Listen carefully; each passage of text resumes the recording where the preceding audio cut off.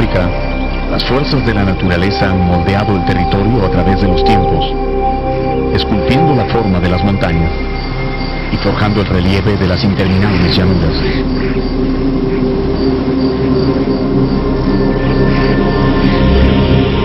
Desde esas montañas bajan los ríos, llevando vida a los bosques de apretada vegetación que se extienden hasta el horizonte. Este es un paisaje antiguo, esculpido por el viento, la lluvia y el fuego.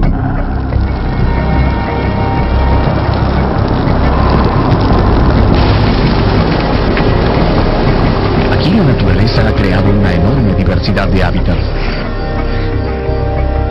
desde bosques densos y espinosos hasta sedientas sabanas cubiertas de hierba amarillenta.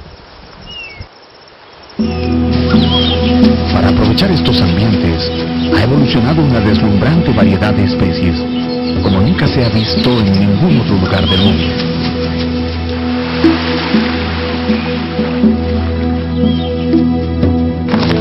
Aquí se han adaptado y han logrado multiplicarse en sus diferentes formas y tamaños. Unos son gigantescos, otros pequeños, algunos comen hierba, otros devoran hojas y ramas. Algunos caminan solitarios, mientras que otros se juntan en grandes manadas. Todos se esfuerzan por sobrevivir en un medio que es generoso y hostil a la vez. Para mantener el equilibrio de las especies, han surgido los animales que se alimentan de la carne de otros animales, los carnívoros.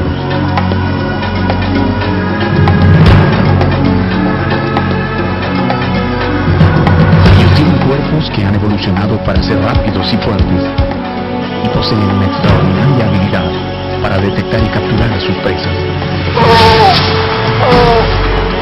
Saben exactamente a quién matar y a quién permitir la vida.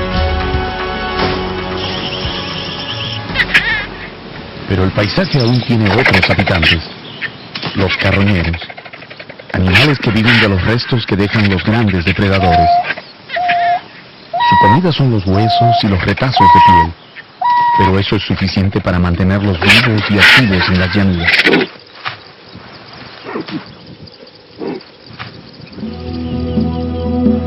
El ciclo de la naturaleza está cuidadosamente establecido. La tierra produce las plantas, los herbívoros se alimentan de ellas, los depredadores matan a los que sobran y los carroñeros limpian el paisaje. Es un ciclo que no ha cambiado nada en millones de años. Nacer, adaptarse, matar y sobrevivir, cada uno a su manera. La naturaleza no es buena ni mala, solo es.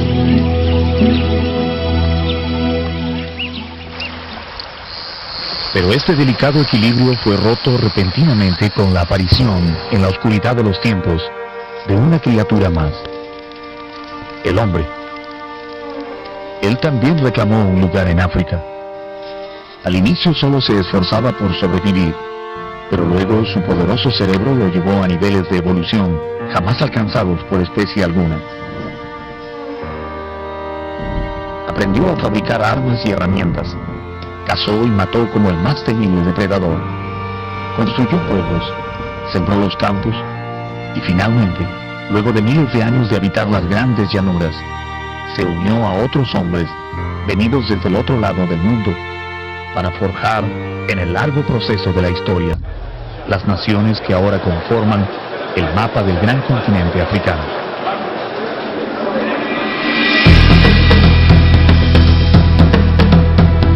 Hoy vamos a visitar el país más austral de África.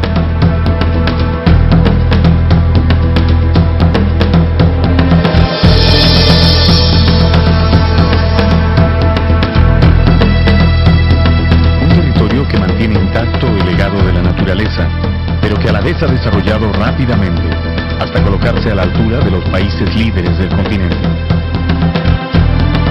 Venga con nosotros en una aventura que nos lleva al interior de un país verdaderamente fascinante, Sudáfrica.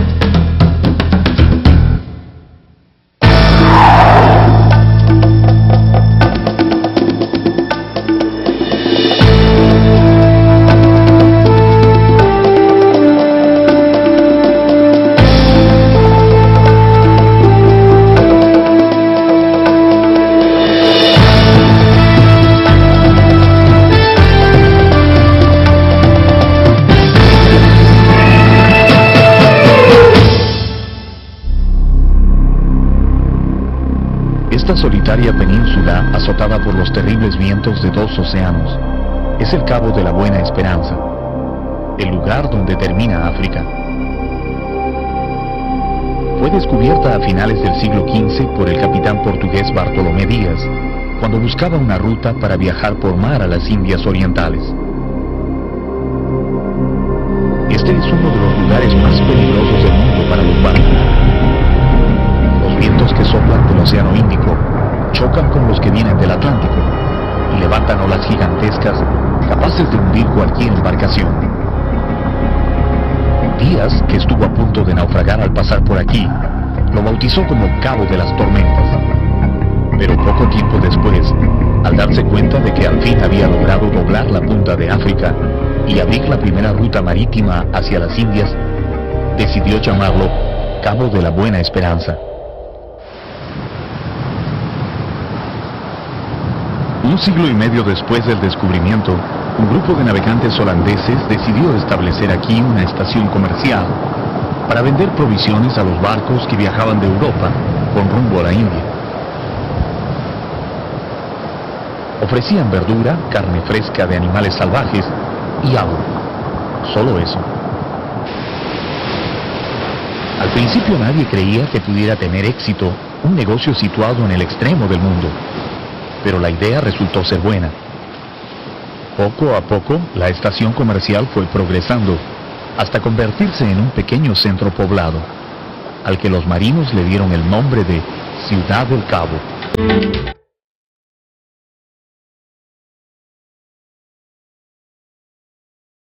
Pocas ciudades en el mundo pueden hacer alarde de tener una ubicación tan espectacular como Ciudad del Cabo. Está asentada entre el mar y las montañas que marcan el final del continente africano. Tiene un cielo intensamente azul, un clima saludable, playas espectaculares y sol casi todo el año. Aquí se juntan lo antiguo y lo moderno con una gran naturalidad. Los elevados rascacielos de la zona comercial se codean con casitas de madera, pintadas de alegres colores, que recuerdan la arquitectura de siglos pasados.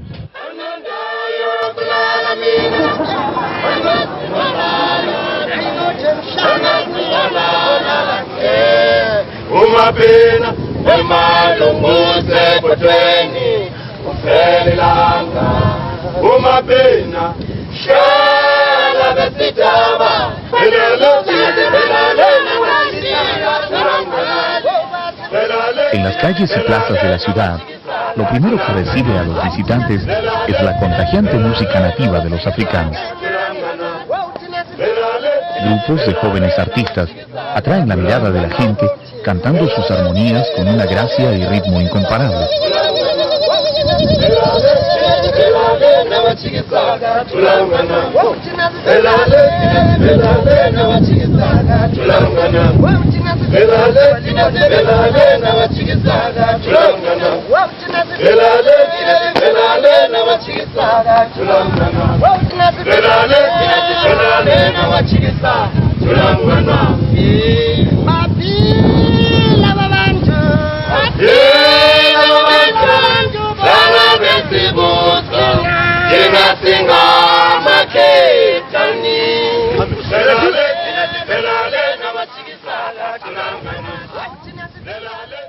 En Ciudad del Cabo, desde cualquier lugar que uno mire, siempre se encontrará con la imponente figura de la montaña de la Mesa, que precipitan como una bocanada de humo sobre la ciudad.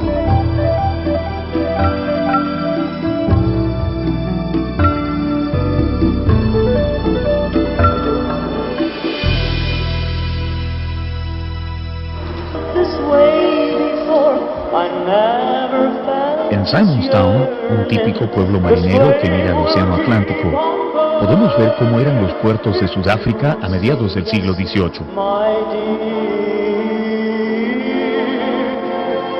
Estas sólidas casas de madera, adornadas con balcones de fierro forjado de la época victoriana, fueron antiguamente el hogar de los capitanes y almirantes de la Marina Real Inglesa, que tuvieron su base en Ciudad del Cabo antes de que el país fuera independiente.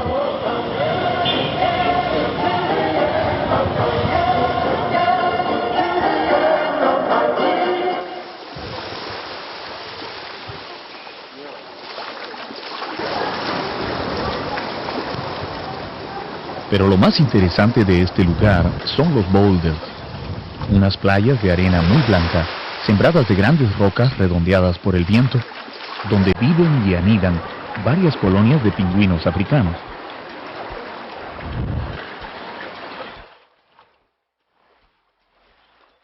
Nadie se imagina encontrar pingüinos bajo el ardiente sol de África, pero aquí están, y son tan amigables que probablemente estos boulders son las únicas playas del mundo donde los seres humanos pueden nadar y disfrutar del mar junto con los pingüinos.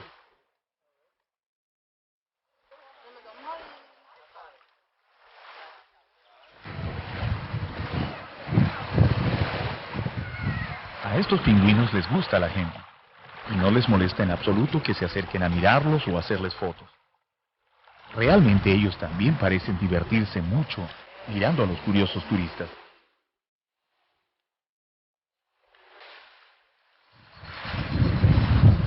Para los visitantes que llegan de los fríos países del norte de Europa, la experiencia es inolvidable. Well, they're extremely tame, and it's unusual to be able to get so near to them and to see them really close up. It's incredible, huh? It is incredible. And for us coming from Britain, it's unique.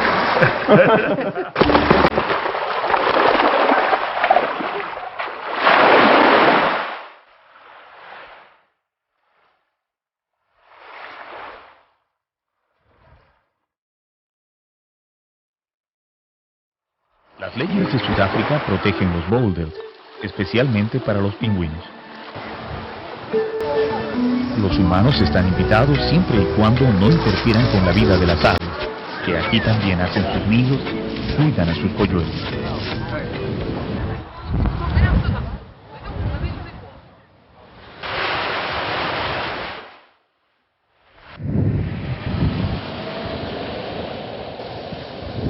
Algo que nadie debe dejar de hacer cuando visita Ciudad del Cabo es subir a la punta del Cabo de la Buena Esperanza, el mágico lugar donde termina África y se encuentran dos de los océanos más grandes del planeta.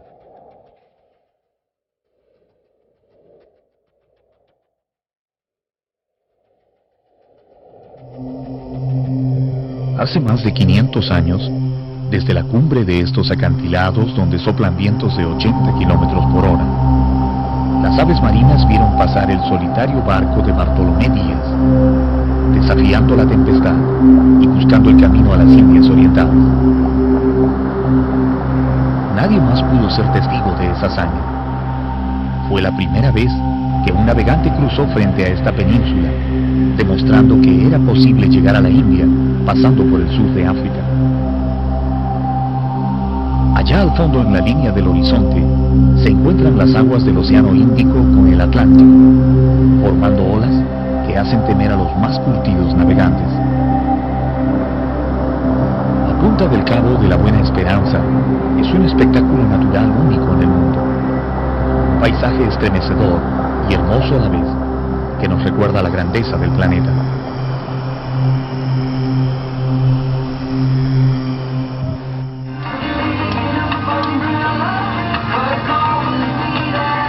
De regreso de la punta del Cabo, avanzamos por la carretera que bordea la costa del Atlántico y nos cruzamos con algunas avestruces que buscan comida cerca de la orilla.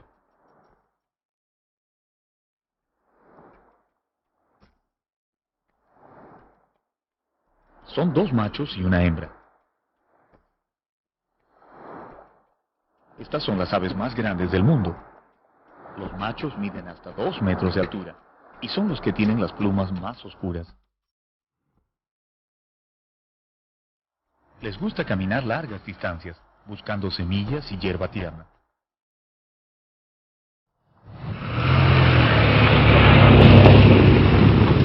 Repentinamente el tráfico se ve interrumpido por la aparición de un numeroso grupo de babuinos que invaden la pista.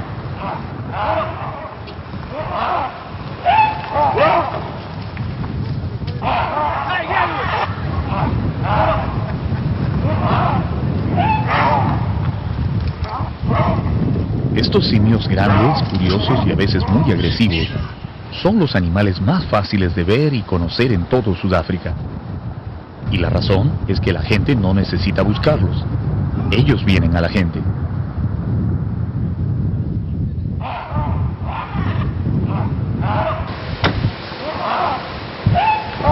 Cuando uno menos lo espera, bajan de los cerros gritando y haciendo un gran alboroto.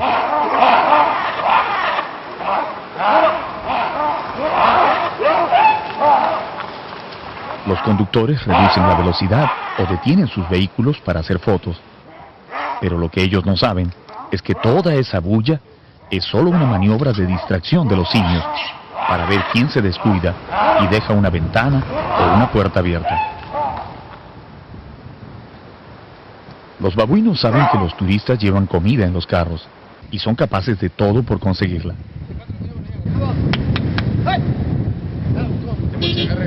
Un macho grande y al parecer experimentado en asaltos callejeros se ha metido en nuestro carro.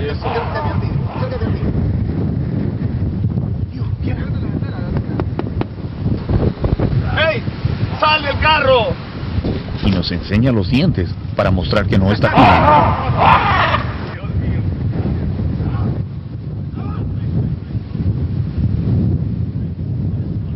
Ahora el babuino se acomoda en el asiento y se dispone a revisar todo lo que hay en el carro. Es sorprendente la habilidad que tienen para abrir los cierres de las mochilas.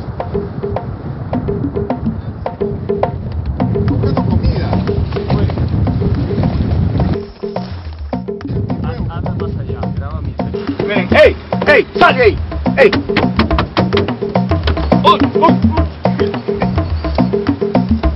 Y bueno, no podemos regresar al carro. Observen qué cantidad de gente hay aquí alrededor.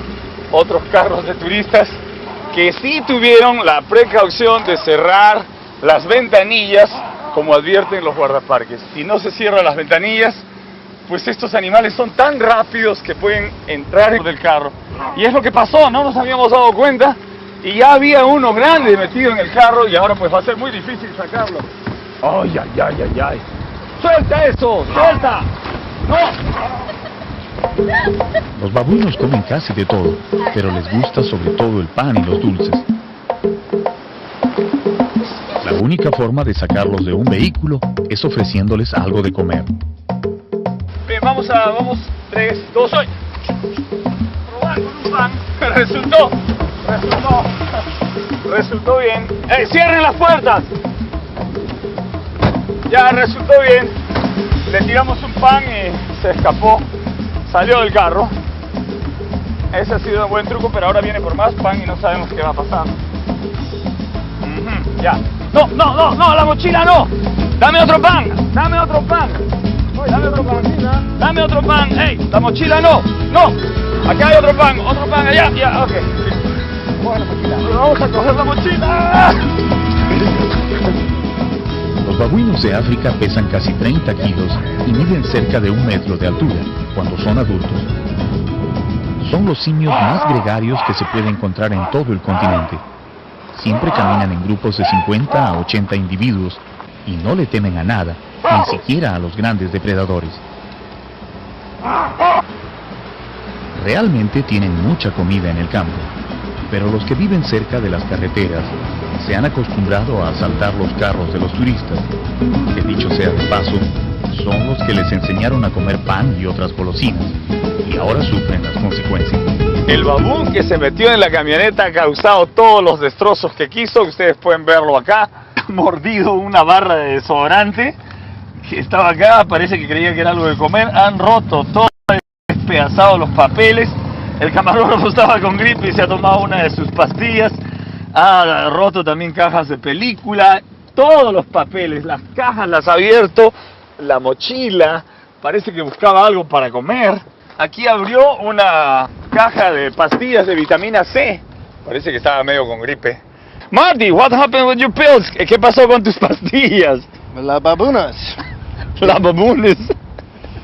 You saw him coming, ¿lo viste venir? I saw him coming and I went that way. You ran away. Si usted alguna vez se encuentra con los babuinos en Ciudad del Cabo, es posible que se lleve un buen susto, pero definitivamente tendrá una buena anécdota para contar.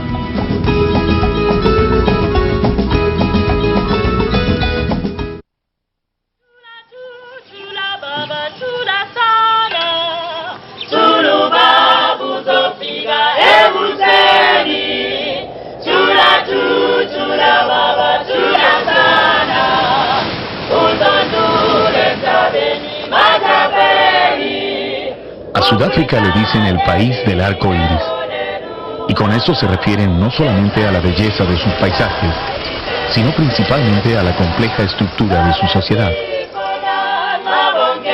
Aquí se hablan 11 idiomas oficiales. Claro que el Afrikaans y el inglés son las lenguas predominantes, pero cada grupo étnico mantiene intacto su idioma y su cultura.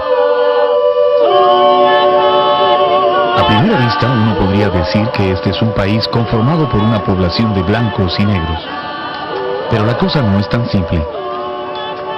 Los negros pertenecen a casi una docena de tribus diferentes, que solo se entienden entre sí hablando en inglés, y los blancos tampoco son todos los mismos. Hay afrikaners, nacidos y criados por generaciones en suelo africano, así como blancos, descendientes de holandeses y de ingleses.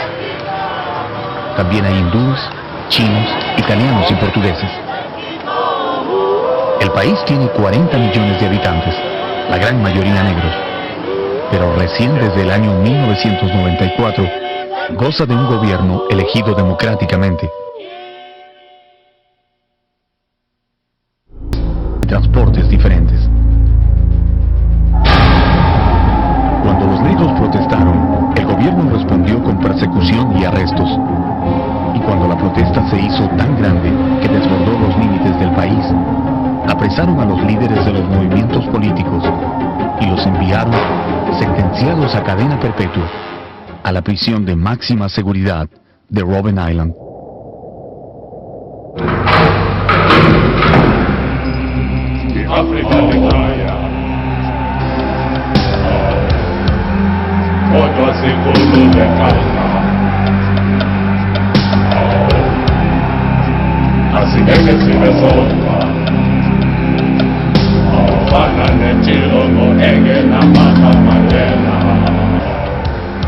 Pronto el nombre de la prisión se hizo conocido en el mundo entero como símbolo de la lucha contra la discriminación racial. Y junto con la isla, se conoció la identidad de un hombre que estaba condenado a pasar toda su vida en prisión. Nelson Mandela, el líder del Congreso Nacional Africano, el más firme opositor del apartheid.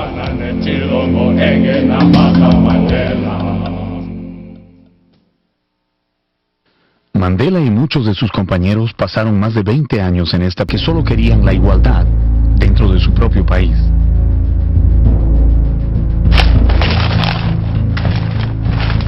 Veinte años excavaron las canteras de cal en los trabajos forzados.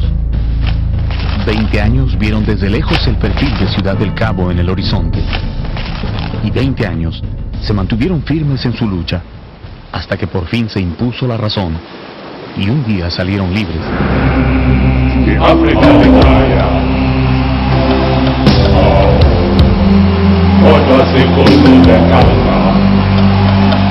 Estaban viejos y cansados, pero totalmente victoriosos.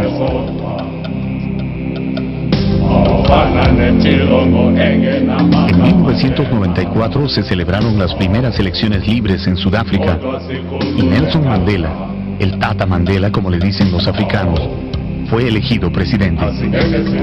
Una nueva era de libertad y reconciliación comenzaba para el país. Las llaves de la temible prisión fueron entregadas a los exprisioneros y se abrieron las puertas para que todo el mundo pueda conocer la historia de Robben Island.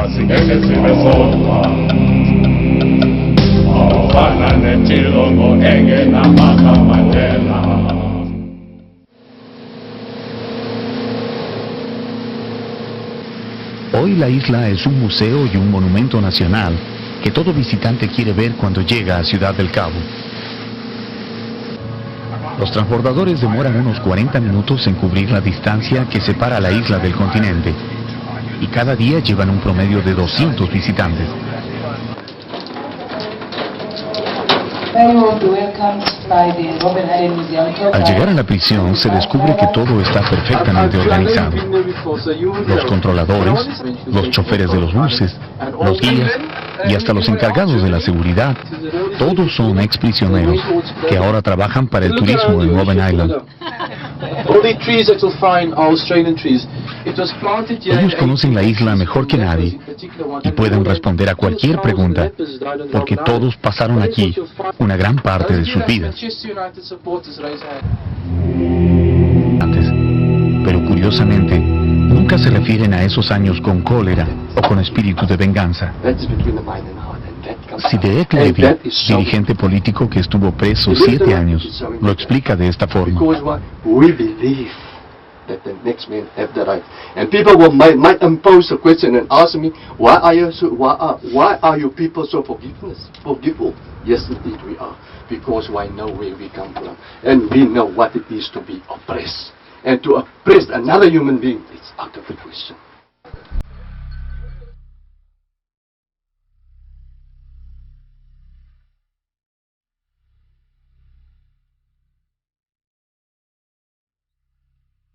El momento culminante de la visita es cuando los guías nos invitan a conocer el pabellón B, el de máxima seguridad, donde estuvo preso Nelson Mandela, junto con otros dirigentes del Congreso Nacional Africano.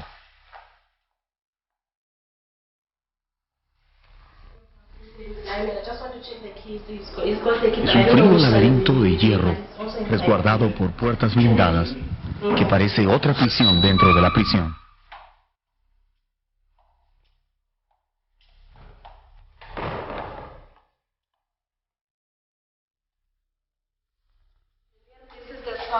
Cell number 5. This is where the former president, ex-president, he was the ex-political in this cell number 5. A president of South Africa, his name is Tata Mandela, Nelson Mandela. This was his cell. This was his cell. Let's get inside.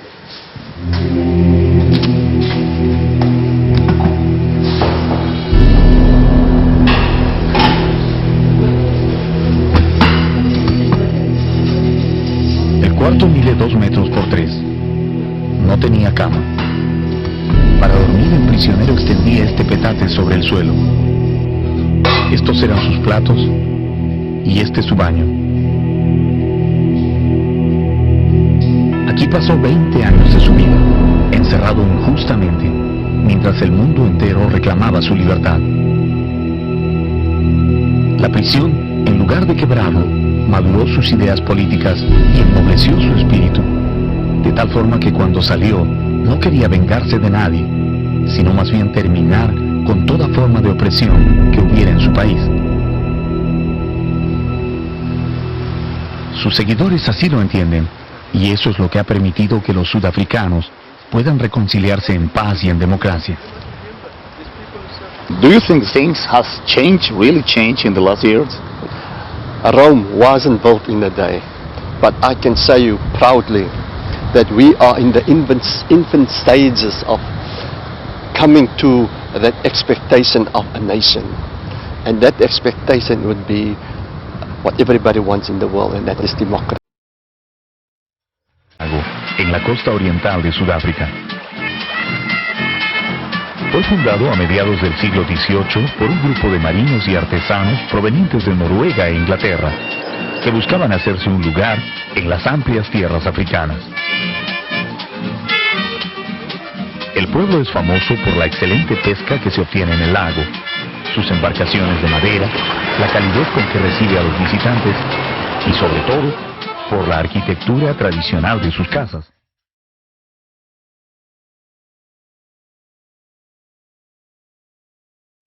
Aquí todavía se puede ver los antiguos techos construidos con paja silvestre, que fueron muy comunes en las viviendas europeas en la Edad Media. Son verdaderas obras maestras. Más que techos, parecen gruesas frazadas de invierno, delicadamente extendidas para arropar los muros de las casas. En inglés a esta paja le dicen thatch, y el artesano que se encarga de trenzarla es el thatcher. De allí viene el famoso apellido de una primer ministro de Inglaterra. Los dueños de las casas afirman que no hay nada comparable a los techos de thatch. Resisten perfectamente la lluvia, abrigan bien en el invierno y son frescos en el verano. Pero sobre todo, atraen a los turistas que gustan alojarse en estas viejas y nobles casonas. Well, I have people that come and knock at my door and come and ask me, can they see the roof from the inside? Because this was done a long time ago. They don't make the roof like this today because we don't have the labor as it is here in Knysna. We don't have anybody that can do the thatch. Además de la arquitectura y los bucólicos paisajes, Knysna tiene otro poderoso atractivo para los turistas, sobre todo para aquellos que gustan de las emociones fuertes. A 18 kilómetros de la ciudad de Knysna, cruzando un puente tan alto que no se puede ver el río que está abajo, se encuentra la base de un entretenimiento que algunos llaman deporte, pero que a la gente normal le parece locura extrema. Es el Broken River, el bungee jumping más alto del mundo. ¿Qué es lo que hace que una persona quiera arriesgar la vida saltando al vacío desde una altura de 216 metros? Es difícil de explicar, pero todos los que saltan regresan muy felices. How was it? Why not? Desde el año 1970, cuando comenzaron a hacerse populares los deportes extremos, el bungee jumping, o salto desde puentes, se convirtió en el favorito de los más arriesgados. La única forma de saber qué se siente y cuánta verdad hay en todas las cosas que dicen es saltar. Aunque sea una vez en la vida, pero saltar.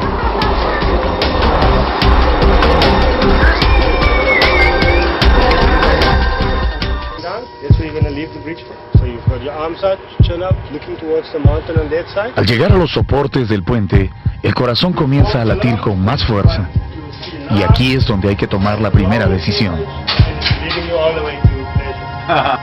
Este es el lugar que ellos le llaman el punto de no retorno. Si uno cruza esta puerta, llega a un pasadizo muy largo que lleva hasta la parte central del puente, donde se ubican los saltadores del bungee jumping. Al momento de cruzar la puerta, no hay retorno. Por eso es que aquí, antes de pasar, le preguntan a uno varias veces, ¿realmente quiere saltar? Para no hacer todo ese camino por gusto. Pero dicen que aún al llegar al mismo sitio, hay gente que se desanima. Pero de 2.000, solamente se han desanimado 30 personas en los últimos 5 años. Así que, vamos a ver. Este pasaje está oculto debajo de la estructura del puente. Abajo, a 235 metros, se ve apenas el cauce del río Blockrans. Al final de este corredor está el comando de operaciones del bungee. Very nice to meet you. Allí nos recibe el maestro de salto, junto con sus 3 ayudantes, cada uno de los cuales tiene una responsabilidad específica en los lanzamientos. Bien. Ahora viene el momento de la verdad. Un técnico sujeta los tobillos del saltador con 2 bandas de tela rellenas de espuma y las asegura con un nudo marinero. Este es el punto donde se concentrará todo el peso del cuerpo en la caída. Bien, vamos a hacerlo. There we get you all connected up now? Yeah. That's a check there, guys. You're all connected. Alright, we have a check 1 and we have a check 2. Right, what that means is you're connected in 2 places to the system. And it's well closed. Una vez sujeto a la cuerda del bungee, ya no hay oportunidad de arrepentirse. El que lo hace pasará a las estadísticas como el miedoso número 31 en la historia del puente.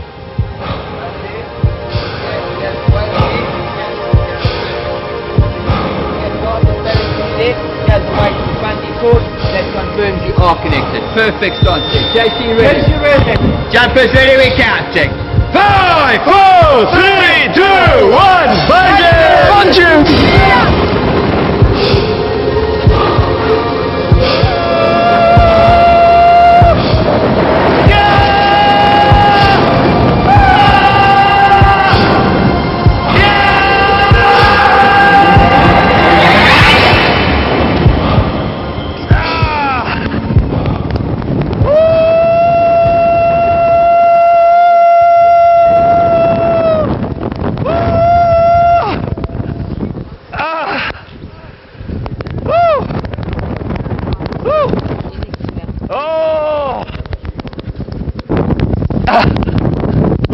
aquí estoy, colgado a 216 metros. ¡Ah! ¡Ah! En el puente más alto de África. Ay, Dios mío, ¿quién me manda a hacer esto? Thank you very much. Really was incredible. Very good. Bueno, ha sido una experiencia realmente, no se puede describir con palabras.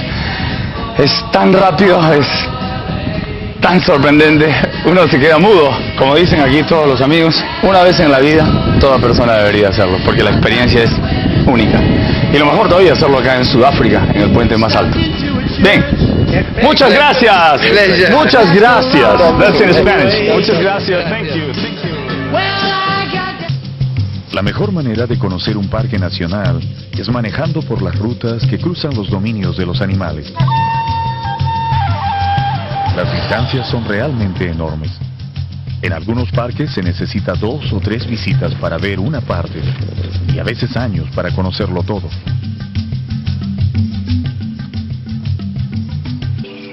Son muy abundantes en las sabanas de Sudáfrica. Caminan con gran elegancia, atentas a cualquier ruido sospechoso y vigilando todo con sus ojos grandes e inteligentes. Tienen un oído y una vista excepcional. Su visión cubre cerca de 240 grados, lo que les permite ver un área 2 veces más amplia que los ojos humanos. Su capacidad... Las rayas de las cebras han dado mucho que hablar a los científicos e investigadores de la vida silvestre. ¿Cuál es la razón de estas rayas? ¿Qué utilidad le brindan al animal? Algunos dicen que sirven para ahuyentar a las moscas chupadoras de sangre que buscan a sus presas guiándose por la vista. Pero otros consideran que más bien es un diseño que ayuda a confundir a los depredadores, impidiéndoles distinguir con claridad cuál es el individuo al que quieren atacar. Paddy Gordon, investigador del Parque Nacional de la Cebra de Montaña, que ha trabajado con estos animales gran parte de su vida, dice que la segunda teoría es la más aceptable. When a predator attacks a group of animals, beforehand they already identify one animal that they're going to attack. And what the zebras do is they run between each other so that the stripes confuse the predator and he loses sight of the individual that he actually has attacked. The black and white also confuses depth difference. You can't see how far exactly and how near the animal is to you. Esta es la forma como nosotros vemos las cosas con nuestros ojos. Y esta como la ven los animales. Cuando un león ataca a una manada, las cebras ponen en acción su sistema de defensa. Y esto es lo que se produce frente a los ojos del felino. Seguramente que a veces funciona, porque los depredadores fallan en sus ataques. Pero ellos aprenden muy rápido, y la próxima vez ya no se equivocan.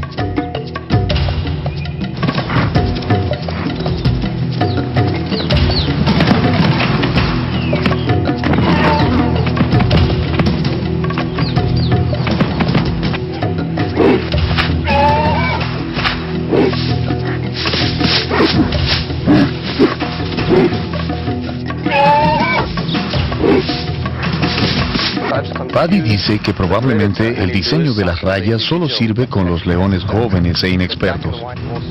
Pero aunque fuera así, eso ya es un gran alivio para las cebras. You also notice, you might notice that when there's a young one, a baby with a zebra, as soon as they feel threatened, the young one goes in between the other ones to hide in the stripes. That's very smart, eh? Very smart. Well, they had to survive. Finalmente, es importante saber que aparte de las rayas, las cebras también saben defenderse muy bien cuando se sienten atacadas. Sus patadas son tan fuertes que pueden romperle la mandíbula a un león o matar a una hiena en el acto.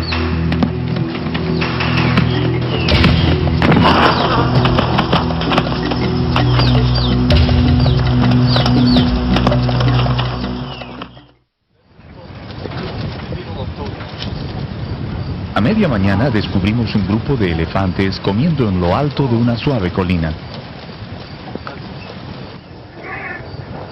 Son 3 familias con crías pequeñas que al parecer han encontrado una gran cantidad de sus arbustos favoritos. Para poder alimentar sus pesados cuerpos, los elefantes comen entre 14 y 15 horas al día. Son estrictamente vegetarianos. Devoran hojas, ramas tiernas y frutos diversos. Pero lo que más les gusta es esta planta carnosa que se llama Expecbum.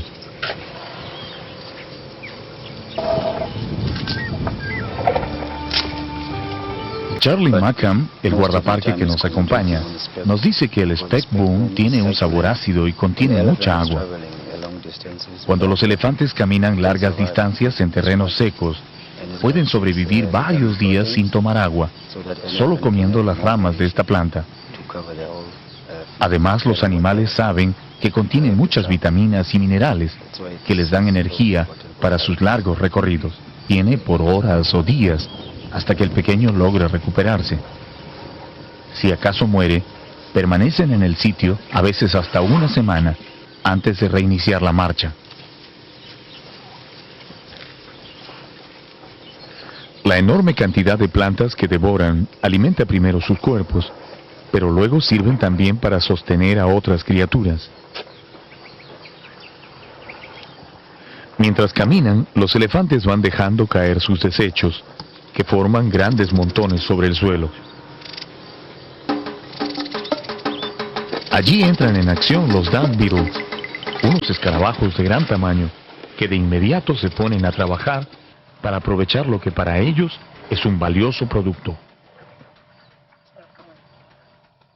Estos escarabajos son unos verdaderos campeones del reciclaje. Con el abono de los elefantes, forman unas bolas grandes y compactas que empujan trabajosamente hasta ocultarlas entre la vegetación.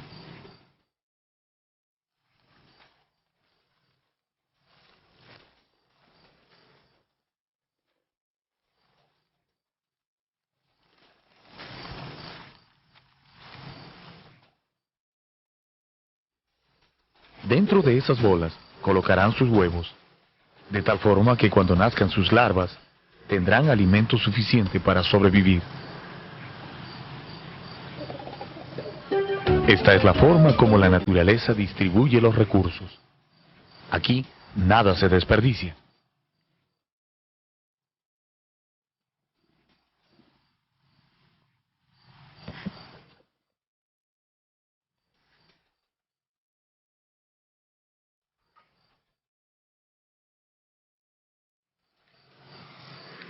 Al caer la tarde, nuestro guía nos lleva al borde de una extensa llanura por donde suelen pasar los elefantes en su camino a otros sectores del parque.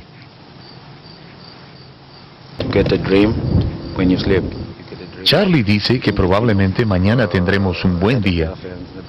En las creencias de los Zulús, soñar con elefantes o encontrarse con muchos elefantes es signo de buena suerte. En 70 años de existencia, el Parque Nacional de Ado ha logrado cambiar la historia.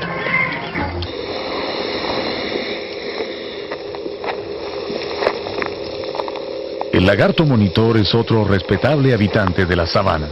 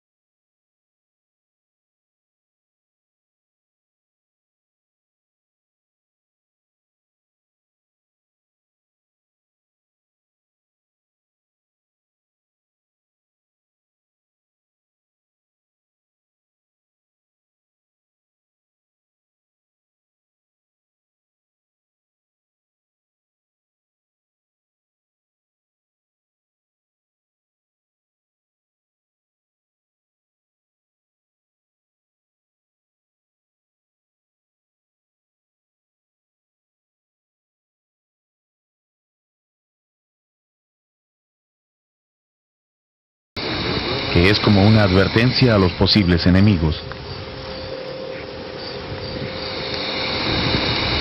Pero si el acoso continúa, se quedan totalmente quietos, listos para utilizar su larga y escamosa cola como un violento látigo. El caso es tan rápido que aún visto en cámara lenta, no es posible seguir el movimiento de la cola. Veamos otra vez.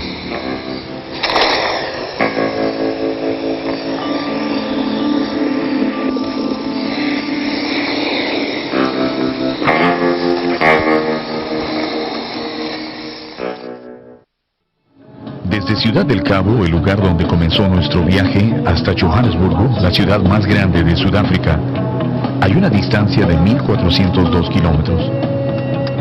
Eso es lo que hemos recorrido hasta ahora, manejando por este inmenso país lleno de innumerables atractivos.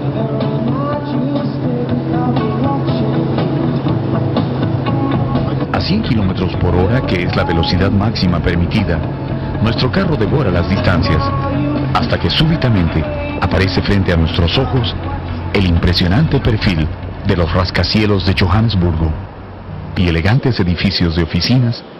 Había aquí una llanura desértica, perforada por incontables pozos de mineros. Cientos de hombres, armados de palas y picos, sudaban bajo el sol, removiendo la tierra, y gigantescas máquinas a vapor procesaban el material, buscando una sola cosa: oro.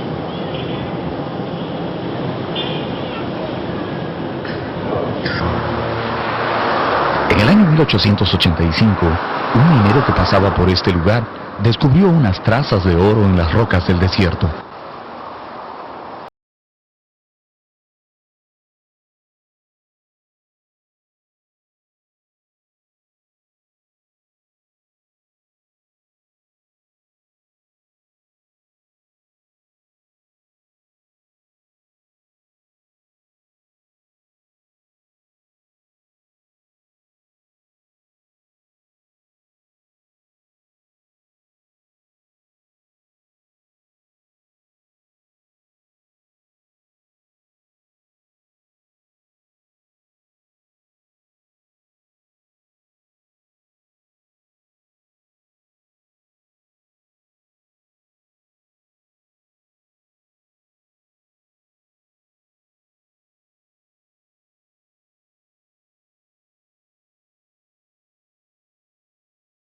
Todavía resuena en las calles, donde las bailarinas se esfuerzan por atraer a los clientes.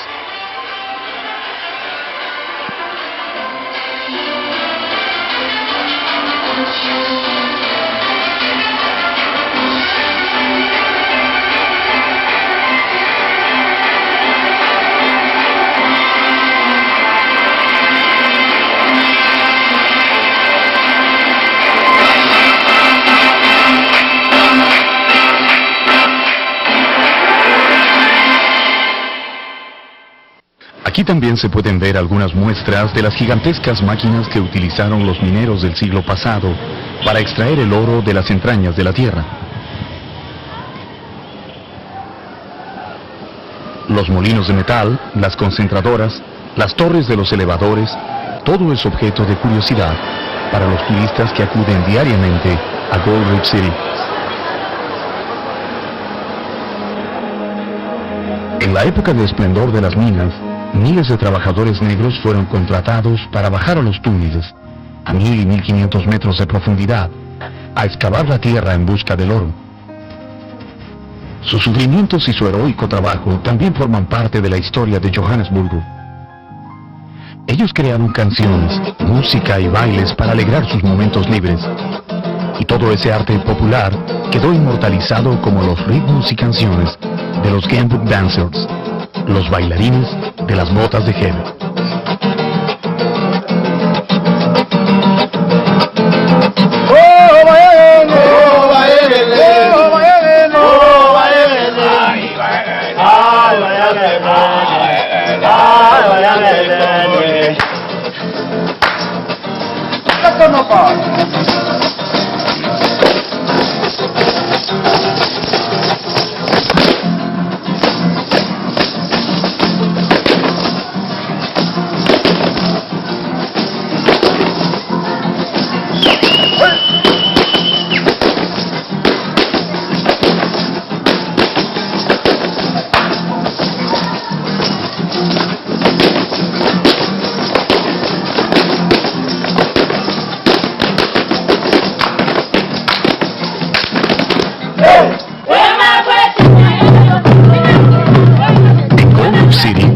visitantes también tienen oportunidad de ver y escuchar las danzas guerreras y las canciones ancestrales de los Zulu, los Ndebele y los Xhosa, algunas de las tribus que habitaron el territorio sudafricano muchos siglos antes de la llegada de los europeos.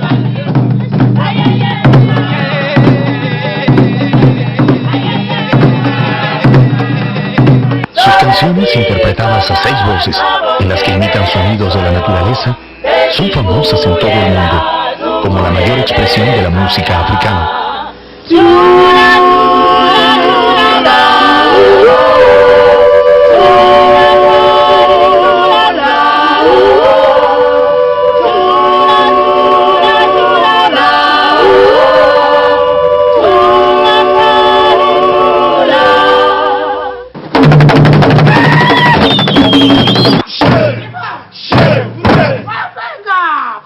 Años atrás, los tambores de guerra todavía se escuchaban en las sabanas africanas, convocando a los hombres a las grandes batallas, donde los ejércitos Zulú combatían para defender sus tierras de la invasión extranjera.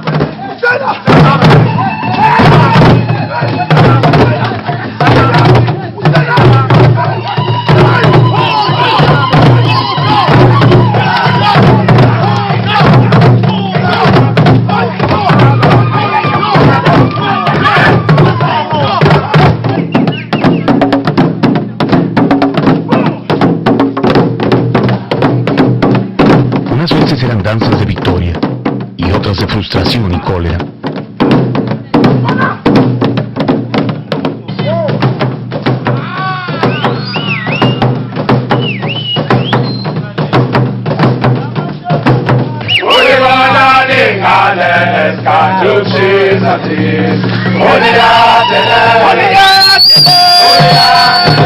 Los guerreros ya no están más, pero sus descendientes, que ahora solo bailan para entretener a los turistas, mantienen encendido el fuego de las tribus.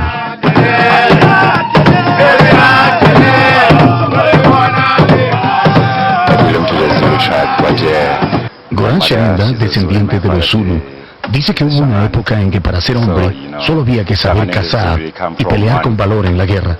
Ahora todo es más difícil, pero ellos se sienten verdaderos guerreros cuando danzan.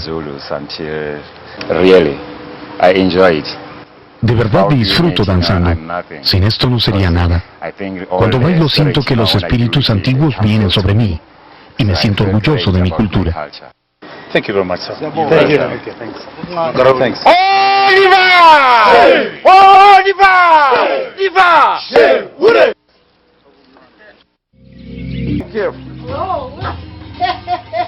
Más distintivo de este pueblo. Ndebele es fe. Esta señora dice que los anillos son el símbolo de la mujer casada. Debe usarlos en los tobillos, en las piernas y en el cuello durante toda su vida. Nunca se los debe quitar, porque es una ofensa al esposo. Los aros del cuello son los más importantes.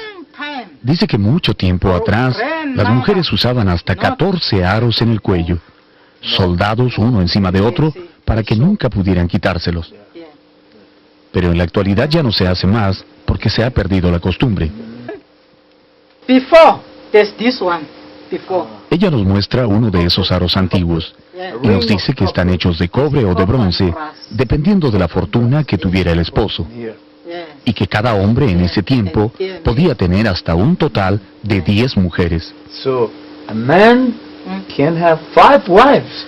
5 wives, 6, not 10. It's okay. 10 wives? Yes, it's okay. That's incredible. Fuera de los anillos, las mujeres también usan en las piernas y el cuello un colorido arreglo de bandas que se llaman isigolwani y sirven para atraer la buena suerte.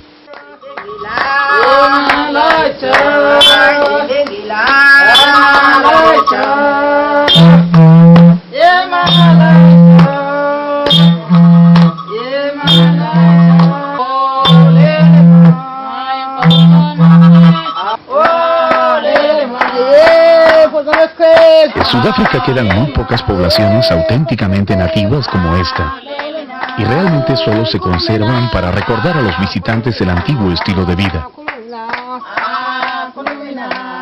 Actualmente las mujeres jóvenes ya no quieren vestirse así. Ellas van a la escuela y buscan trabajo en las ciudades, al igual que los hombres, que hace mucho tiempo dejaron de vestir las ropas tradicionales.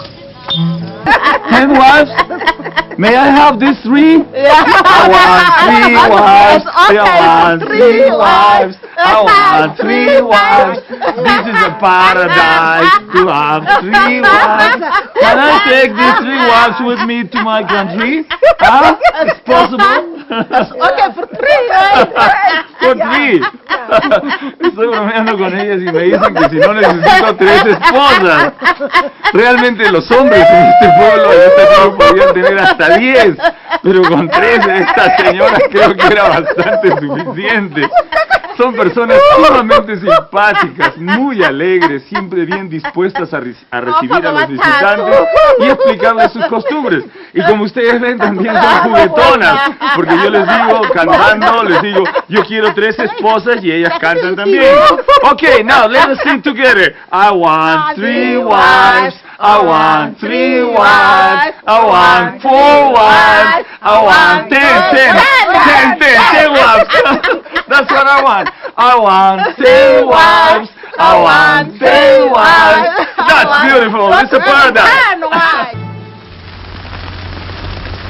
Después de viajar cerca de 1890 kilómetros dentro del territorio sudafricano, nos estamos acercando a nuestro destino principal, el Parque Nacional de Kruger, la reserva de vida silvestre más grande y antigua de toda África. Cuando uno cruza los límites, a la entrada principal saludan al visitante los rostros de los 3 hombres que unieron sus esfuerzos para crear. Un ñu con un cuerno roto se acerca por la carretera. Tiene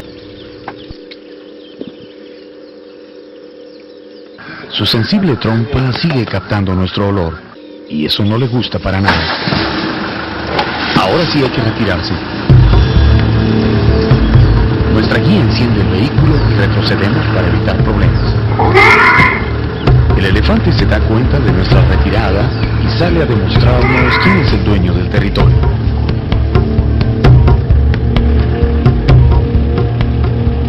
Nosotros lo seguimos a prudente distancia.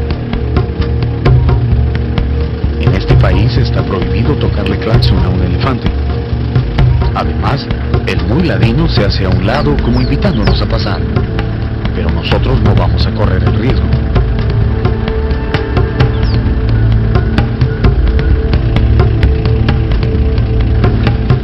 Otro conductor que parece más apurado se adelanta y trata de pasar. Pero el elefante insiste en defender sus dominios.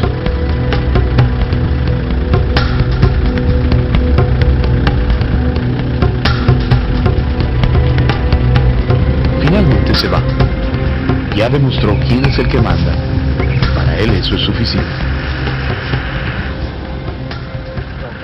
Cruzarse con un elefante no es mayor problema, si se sabe conservar la distancia. Pero ¿qué hacer si se encuentra con 10 leones en plena carretera?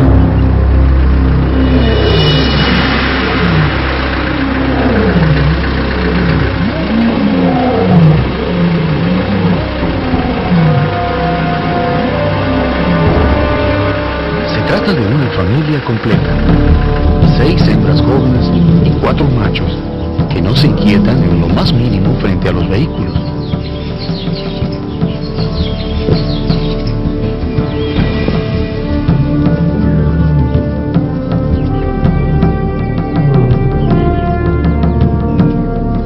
Dos hembras juguetean en la hierba,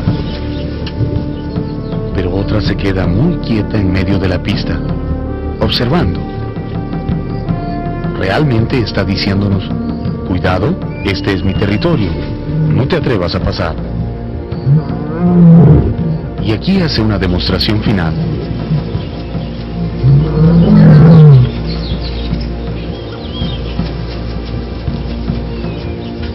Al arañar los árboles, los leones marcan sus espacios de caza para que otros de la especie lo vean y no se atrevan a invadirlo.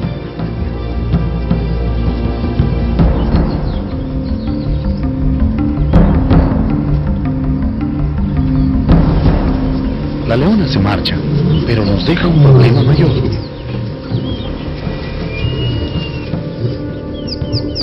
Un león adulto echado sobre el asfalto nos mira con mucha atención. Él no tiene la menor intención de moverse. Si el felino permanece en ese lugar, podemos quedarnos horas esperando.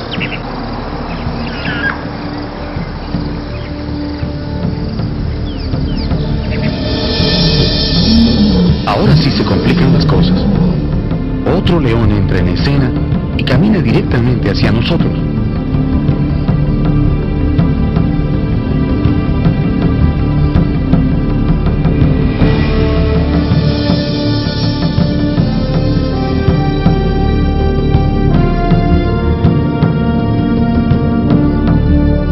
Se nota que es más joven y por lo tanto más arriesgado. En el carro no nos atrevemos a mover un músculo. El león sigue avanzando hasta que podemos percibir su fuerte olor. La mirada está fija en el carro. Dos camionetas han quedado inmovilizadas frente a dos leones salvajes. El nuestro no tiene techo. El gran gato se detiene como esperando que llegue su compañero.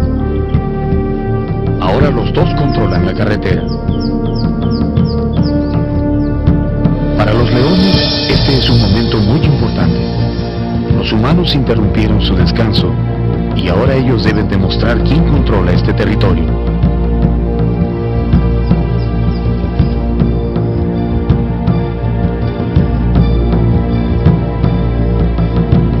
El mayor de los dos comienza a moverse. Nuestro camarógrafo se inquieta, pero la fiera decide entrar al bosque. El más joven, sin embargo, considera que la demostración no ha sido suficiente.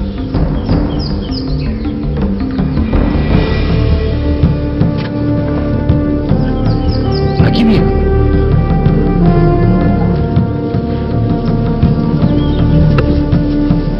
Pasó rozando el carro con la melena y nos dejó fríos de espanto. El otro todavía está muy atento en el bosque. La experiencia ha sido realmente escalofriante. Estos son los mamíferos más atractivos del Parque Kruger. Sus larguísimos cuellos y su piel cubierta de parches se distinguen fácilmente entre la vegetación de las sabanas. Aquí viven cerca de 5.000 jirafas, dispersas en pequeños grupos de 5 a 10 individuos. Casi siempre se les encuentra cerca de los árboles de acacia, comiendo las hojas y ramitas más tiernas. Gracias a su enorme tamaño que supera los 3 metros de altura, las jirafas pueden comer de las ramas más altas, a las que no llegan otros animales, de tal forma que nadie les hace competencia. Como los elefantes que comen casi todo el día para mantener sus voluminosos cuerpos, las jirafas también pasan la mayor parte del tiempo buscando alimento. Una jirafa adulta pesa entre 1.100 y 1.200 kilos y tiene que comer cerca de 17 horas al día.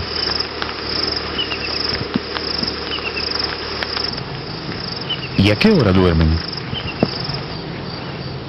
Las jirafas solo duermen unos minutos de rato en rato y deben hacerlo paradas o sentadas porque el tamaño de su cuerpo no les permite otra posición. Aunque a primera vista parecen lentas e inofensivas, lo cierto es que las jirafas pueden correr hasta 56 kilómetros por hora cuando tienen que escapar de algún enemigo. Y también saben defenderse muy bien. Lanzan patadas formidables con las patas traseras y delanteras, tan fuertes que pueden matar en el acto a un león de 250 kilos.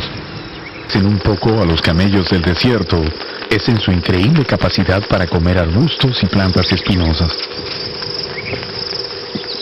Después de las acacias, lo que más les gustan son los cardos, especialmente este al que le dicen thornwood o palo de espinas, porque tiene unas agujas terribles de casi 7 centímetros de largo.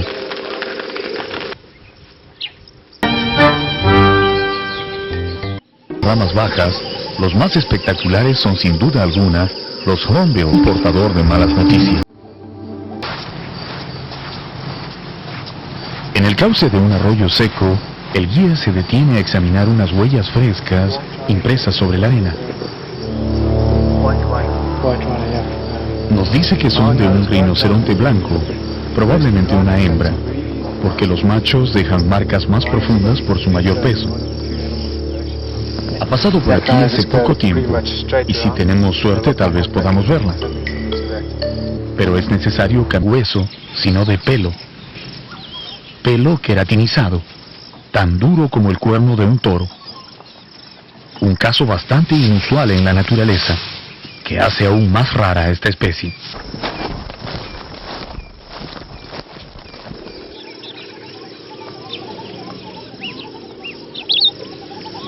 El día ya está llegando a su fin cuando nos alejamos de los rinocerontes. Son cerca de las 7 de la noche, la hora en que millones de insectos, aves nocturnas y batracios invisibles comienzan a cantar la canción de la noche africana.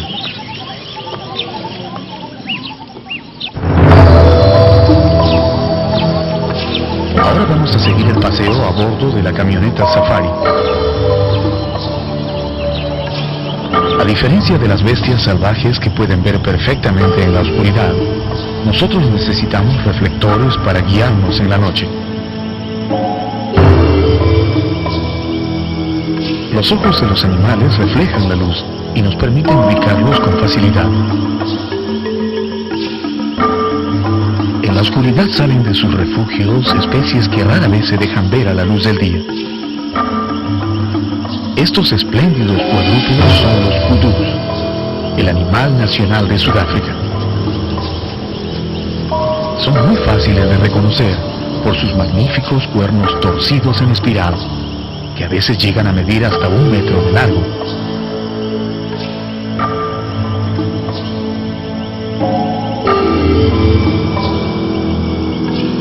Las hembras son un poco más pequeñas, muy tímidas y no tienen cuernos, pero poseen grandes orejas cónicas que les dan un aspecto muy curioso.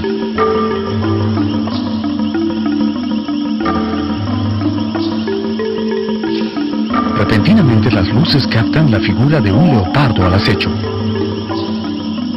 Su camuflaje es tan perfecto que solo se le puede notar cuando se mueve.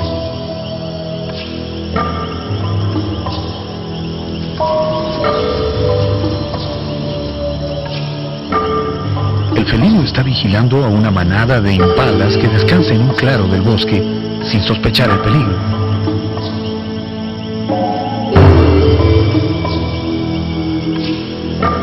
Parece que ya escogió a su presa y ahora se dispone a atacar.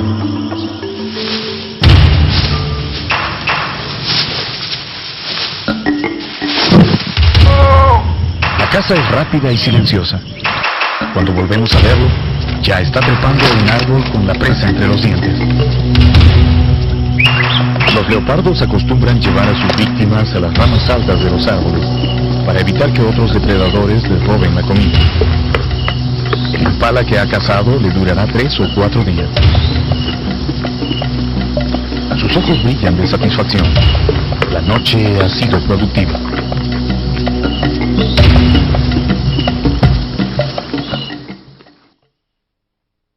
El Parque Kruger. Lo que es totalmente seguro y que nadie deja de ver es a los poderosos habitantes de los ríos y lagunas de África, los hipopótamos. Si usted cree que un león es peligroso, es porque no conoce a los hipopótamos. Las reglas del parque exigen una distancia mínima de 200 metros de seguridad para observarlos. Son terriblemente agresivos. Les disgusta la presencia humana y por supuesto es un riesgo tremendo navegar en los ríos habitados por ellos. Los nativos de África prefieren encontrarse con cocodrilos antes que con los hipopótamos. Aun cuando su figura parece rechoncha y flácida a primera vista, Los hipopótamos tienen una poderosa masa muscular, protegida por una piel fuerte y resistente. Un macho adulto pesa 3.000 kilos y se mueve con una agilidad sorprendente tanto en tierra como en el agua.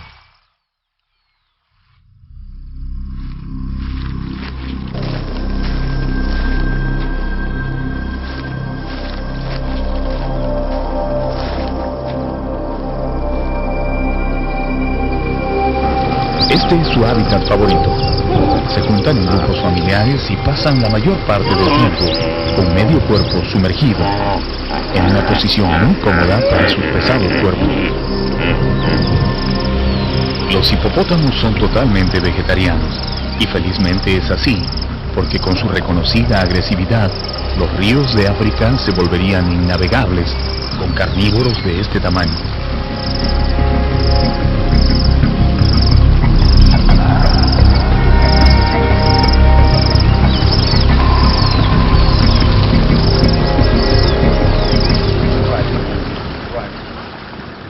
En una curva de la pista, un gran número de carros detenidos señalan que hay algo interesante para ver.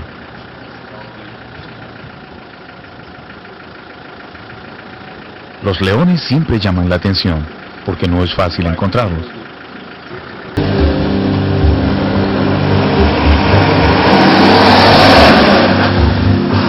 Luego otros más quieren seguir el ejemplo, pero los leones defienden su territorio.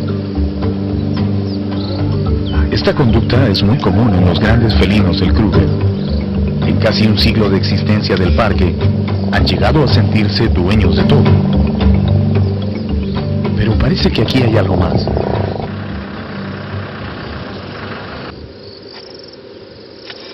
La pareja está disgustada porque los han interrumpido en su momento de cortejo. Las hembras entran en celo por solamente 2 o 3 días, una vez cada 2 años. Cuando eso sucede, un mandato imperativo de la naturaleza los obliga a aparearse para mantener la existencia de la especie. Ninguna otra cosa puede distraerlos de esa obligación. En estos días los leones no cazan ni juegan en las sabanas. Lo único que tienen en mente es cumplir con esa orden. This is a mating pair, and they usually go away Nuestra from guía the dice group. que los leones se apartan del grupo para aparearse. Si no los molestamos, ellos no nos tomarán en cuenta, At this moment, pero pueden If we don't ponerse disturb agresivos them y hasta and just atacar stay si quiet, alguien hace mucho ruido. they won't do anything. ¿Pueden los leones identificar a los carros y a los humanos separadamente? ¿O solo ven un gran objeto que es el vehículo? Los leones solo ven los carros, no nos ven a nosotros. Escuchan las voces y nada más. Pero si bajáramos del carro, entonces sí nos distinguen y atacarían de inmediato. El apareamiento entre los grandes gatos es un proceso largo y complicado. El macho y la hembra se mantienen juntos todo el tiempo, pero esperan el momento adecuado para unirse.